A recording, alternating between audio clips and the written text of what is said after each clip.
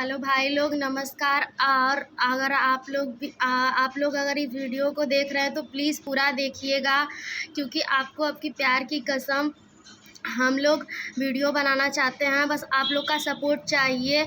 आप लोग हमारे वीडियो को देखिए, लाइक करिए, कमेंट करिए, शेयर करिए और हम लोग को सपोर्ट करिए। और प्लीज़ भाई लोग हम लोग को सपोर्ट करिए। और सबका तो खुद का घर द्वार होता है, हम लोग का तो खुद का घर भी नहीं है। हम लोग भाड़े से रूम लेकर रहते हैं और रूम का भाड़ा 2000 है। अगर आप लोग भी लाइफ में किसी से प्यार किए हैं ना, तो प्लीज़ हम लोग को ज़रूर सपोर्ट करिएगा। हम लोग को आप लोगों की ज़रूरत है। आप लोग हम लोगों को ज़रूर सपोर्ट करिएगा, क्योंकि हम लोग अपनी ज़िंदगी में एकदम अकेले पड़ गए हैं। हम लोगों के साथ कोई भी नहीं है। हम लोग एकदम अकेले हैं। हम ना तो कोई दोस्त, कोई भी नहीं, मतलब समझ लीजिए हमारे ज़िंदगी में कोई नहीं है। बस आप लोगों का सपोर्ट चाहिए। आप लोग हम लोगों को सपोर्ट करिए। हमारे चैनल को लाइक, शेयर, कमेंट सब हर चीज़ करिए। आप लोग हमारा सपोर्ट करिए।